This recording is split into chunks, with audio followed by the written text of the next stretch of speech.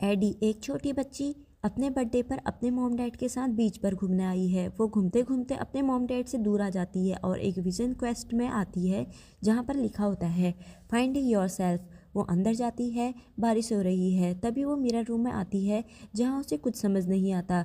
आगे बढ़ती है और वो खुद को मिरर में देखती है। फिर हम उसे उसके घर पर देखते हैं जहाँ उसके पेरेंट्स से डिस्कस कर रहे हैं कि एडी का बिहेवियर चेंज हो गया है। डॉक्टर उन्हें सलाह देता है कि उसे कुछ क्रिएटिव करना चाहिए जिससे उसका राज बाहर आ सके। एडी बड़ी हो चुकी है। एडी की एक फैमिली है जो घूमने के लिए आए हैं। एडी का हस्बैंड गेल, बेटी जोरा और बेटा जेसन है। वो लोग लंच करते हैं। एडी का हस्बैंड गेल सेंटा क्रूज बीच पर घूमने की बात करता है और वो लोग वहाँ जाते हैं। उन्हें वहाँ उनका फ्रेंड जॉस और उसकी फैमिली से मिलते हैं। वो लोग साथ पे बैठते हैं और ड्रिंक करते हैं। तभी जैसन वॉशरूम जाता है और उसे वहाँ कोई दिखाई देता है जिसके हाथ से खून बह रहा होता है। तभी एडी को कुछ महसूस होता है। वो काफ़ी घबरा जाती है। तभी वो जैसन को ढूंढने लगती है। गेल से पूछती है, वो भी उसे ढूंढने जाता है और जैसन उसे मिलता है और वो उस पर गुस्सा होती है। फिर डर से उसे गले लगा लेती है। वो लोग वहाँ से घर पहुँचते हैं। तभी एडी जैसन की बनाई हुई पेंटिंग देखती है और उससे पूछती है ये क्या है। वो कहता है पता नहीं। वो बाहर आती है और गेल से यहाँ से चलने को कहती है और कहती है मुझे यहाँ अच्छा महसूस नहीं हो रहा, जैसे कि मुसीबत मेरे सर पर मंडरा रही हो। गेल कहता है ये सिर्फ तुम्हारा वहम है।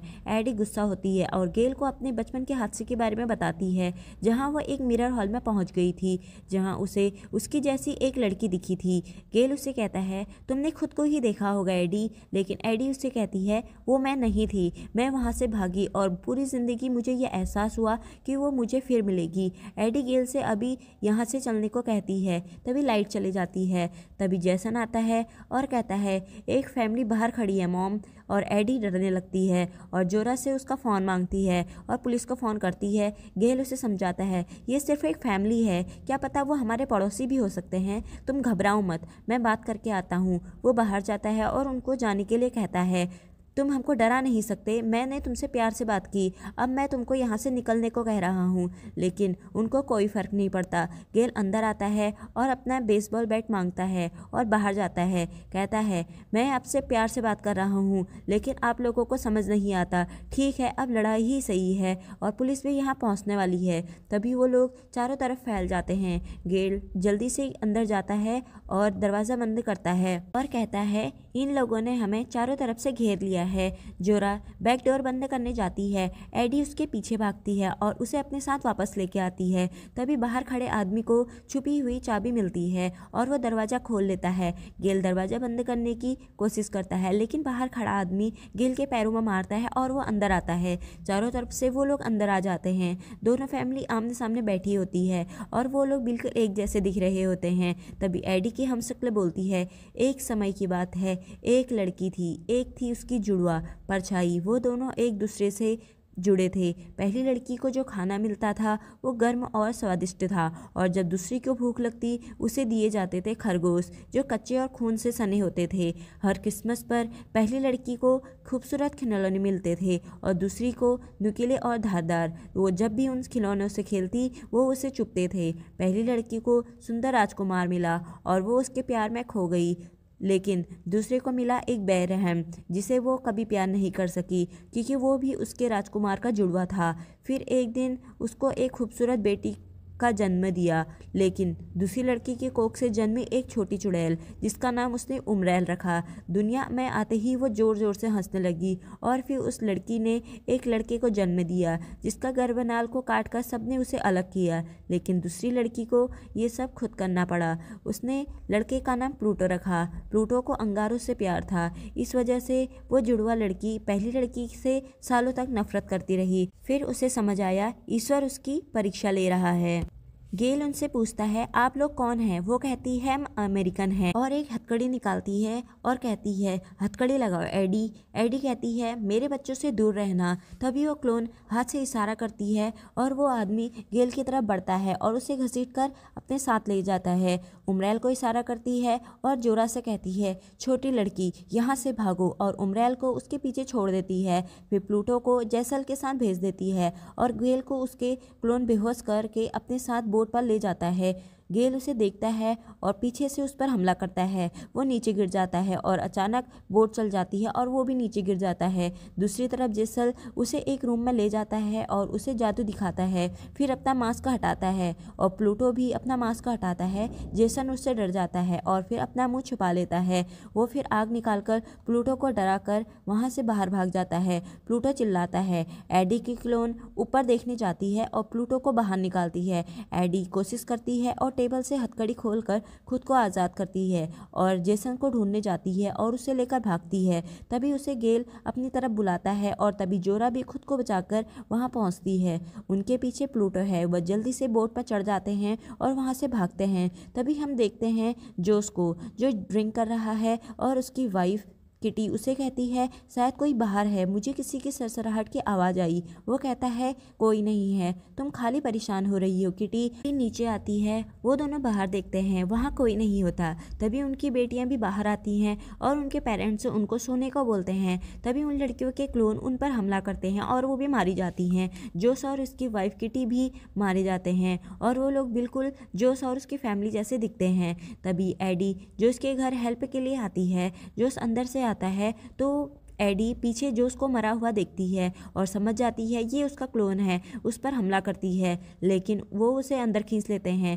तभी वो लोग गेल की तरफ बढ़ते हैं। गेल जोरा और जेसन को भागने को कहता है और जोस के क्लोन को अपनी तरफ बुलाता है। उनके जाते ही जोरा और जेसन मौका का फ़ायदा उठाकर अंदर जाते हैं और अपने हाथों में हथियार रखते हैं। सीढ़ियों से ऊपर जाते हैं और जोस की बेटियों की लाश देखते हैं और उन पर एक क्लोन हमला करती है। वो उसे मारकर नीचे फेंक देते हैं और आगे बढ़ते हैं। तभी दूसरी क्लोन उनके पीछे होती है। वो उन पर अटैक करती है लेकिन जोरा उस पर हमला करती है और उसे मार देती है। दूसरी तरफ गेल जोस के क्लोन को अपने साथ बोट पर ले जाता है और छुप जाता है और वो उसे ढूंढने के लिए अंदर जाता है। गेल उस पर हमला करता है और उसे मार देता है, जिसकी आवाज़ किटी की क्लोन सुनती है और रोती है। फिर अचानक हंसने लगती है। जोरा किटी के पीछे से हमला करती है लेकिन वो उसे आसानी से चकमा देकर गिरा देती है और उसे मारने वाली होती है। तभी जेसन पीछे से आता है और उसके सिर पर मारता है और वह बेहोश हो जाती है। वो तीनों बाहर भागते हैं लेकिन गाड़ी की चाबी उनके पास नहीं होती। एडी अंदर जाती है। जैसे ही चाबी उठाती है उसके हाथों पर हथकड़ी होती है। उस पर किटी का क्लोन हमला करती है लेकिन एडी उसे उसी की कैंची से मार देती है और वो लोग बाहर भागते हैं। तभी उनके सामने जोरा का क्लोन सामने दिखती है।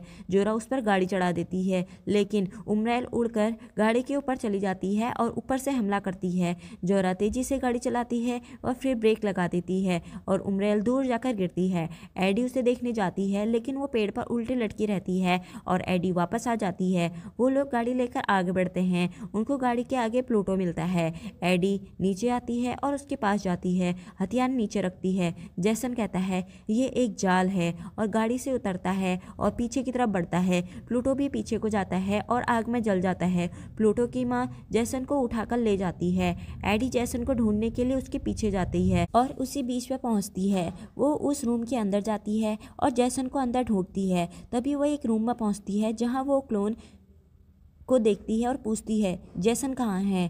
क्लोन कहती है हम भी तुम्हारे जैसे हैं, हमारे आँख नाक खून सब तुम्हारे जैसे हैं। इंसान ने सब कुछ बनाया, यहाँ तक कि जुड़वा शरीर भी, लेकिन आत्मा नहीं बना सके, सिर्फ हम लोगों पर राज करने के लिए। ये लोग सालों से बिना किसी उद्देश्य के भटक रहे हैं और फिर पागल हो गए। इसके बाद हम बाहर आए, याद आया हम में कुछ खास था, तुम्हारे साथ साथ हम भी चलते थे लेकिन तुमसे बिल्कुल उल्टे।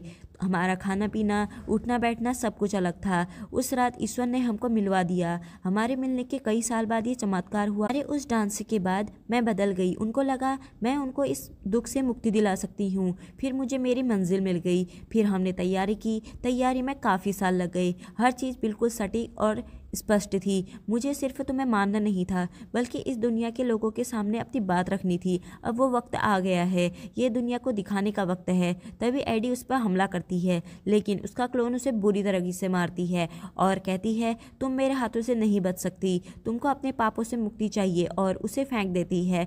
एडी फिर कोशिश करती है लेकिन जीत नहीं पाती।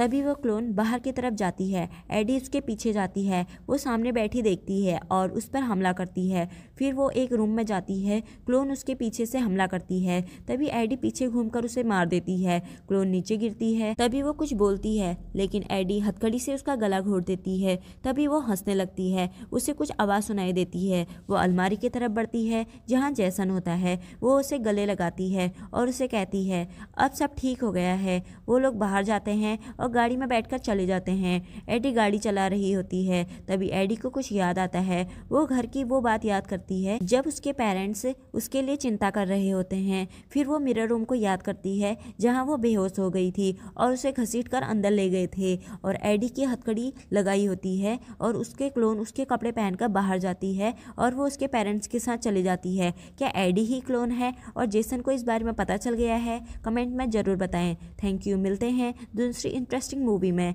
Bye bye. चैनल को सब्सक्राइब करना मत भूलें।